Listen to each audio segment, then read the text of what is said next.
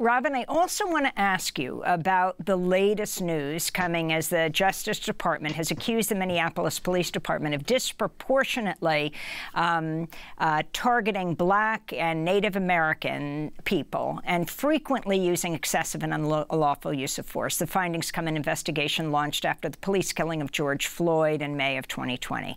Attorney General Merrick Garland spoke Friday. The patterns and practices we observed made what happened to George Floyd possible. As one city leader told us, quote, "These systemic issues didn't just occur on May 25th, 2020. There were instances like that were being reported by the community long before that." Robin Wonsley, your response as a longtime Minneapolis organizer and activist, as a Minneapolis Now City Council member.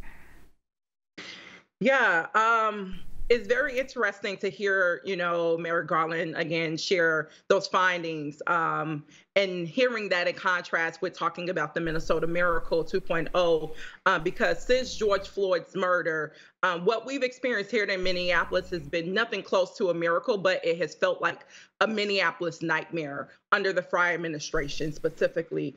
Under Mayor Frye's administration, which I will note, the DOJ findings or investigation period took place from 2016 to 2022, the entire tenure of the Mayor Frye's administration.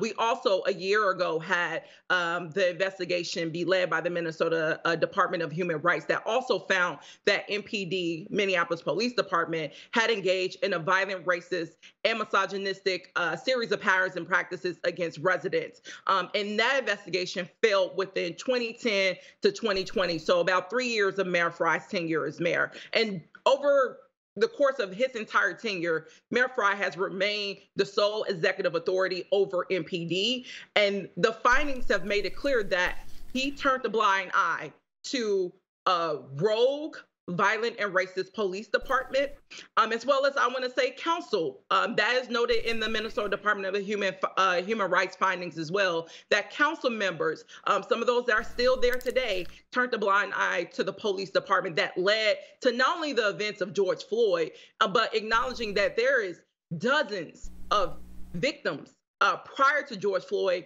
and even afterwards. So I want to name, and Merrick Garland said this himself, for residents here in Minneapolis, the findings that were, released from the DOJ, as well as the Minnesota Department of Human Rights, they're not new. They're not surprising. This has been the reality of working class people, especially Black and brown and indigenous working class folks in our city for decades. And our elected officials have ignored the pleas and the cries and the testimonies of those communities when they talked repeatedly about the violence they experienced at the hands of the police.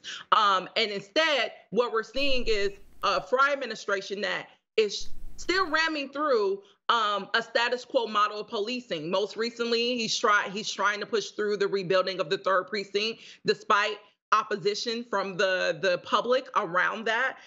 We've had taxpayers have to fork over, more than $50 million in misconduct settlement cases that police have caused.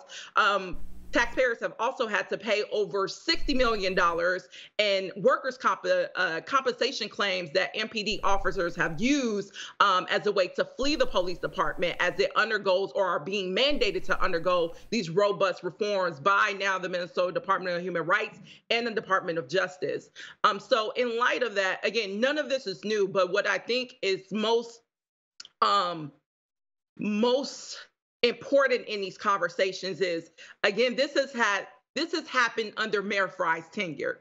Mayor Frye has repeatedly shown, as indicated in these findings, that he is not competent in exercising his authority to hold our racist and misogynistic police department accountable. And as a result of that, and actually as a result of community members persistently organizing for a new model of comprehensive public safety that do things like what's highlighted in the DOJ report, as well as the Minnesota Department of Human Rights, like creating mental health responders, the community should be at the table for this consent decree around the DOJ. And Robin Wonsley, we're going to continue this conversation, but we have to end right now. Minneapolis City Council member, thanks so much for joining us. Also, Peter Callahan, staff writer at the Min Post.